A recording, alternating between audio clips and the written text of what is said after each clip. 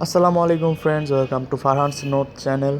তো আজকে তোমাদের মধ্যে উপস্থিত হয়েছে আমাদের এসএসসি ও এইচএসসি 2021 পরীক্ষার্থীদের তাদের ব্যবহারিক খাতা জমা দেওয়ার জন্য নির্দেশ করা হয়েছে। তো চলো এই সম্পর্কে জেনে নিই যে চলতি বছরের এইচএসসি পরীক্ষার্থীদের সংক্ষিপ্ত পাঠ্যসূচি অনুসারে প্রত্যেক বিষয়ের যে কোনো দুটি ব্যবহারিক কার্যক্রমের খাতা তৈরি করে স্ব শিক্ষা প্রতিষ্ঠানে জমা দিতে হবে।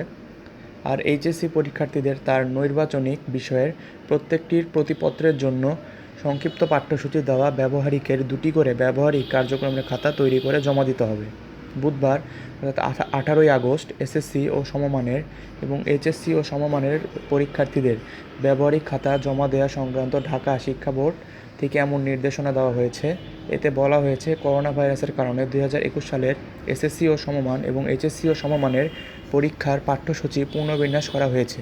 যেসব বিষয়ের ব্যবহারিক আছে সেসব বিষয়ের পুনর্বিন্যাসকৃত পাঠ্যসূচিতে কোনটি ব্যবহারিক করতে হবে তাও উল্লেখ করা আছে। যেহেতু করোনা পরিস্থিতির কারণে 2021 সালের এসএসসি ও সমমানের এইচএসসি ও সমমান পরীক্ষার্থীদের শুধু নৈর্বাচনিক বিষয়ের পরীক্ষা অনুষ্ঠিত হবে, সেহেতু নৈর্বাচনিক বিষয়ের ব্যবহারিকের খাতা অর্থাৎ নোটবুক জমা নেওয়া প্রয়োজন। এতে আরও বলা হয়, ইতোমধ্যে যদি কোনো শিক্ষার্থী 2021 সালের সংক্ষিপ্ত পাঠ্যসূচির আলোকে প্রতিপত্রে দুটি বিশেষ ব্যবহারিক কার্যক্রম সম্পন্ন করে থাকে, তাহলে শিক্ষার্থী ওইসব ব্যবহারিক খাতা বা নোটবুক জমা দিতে পারবে।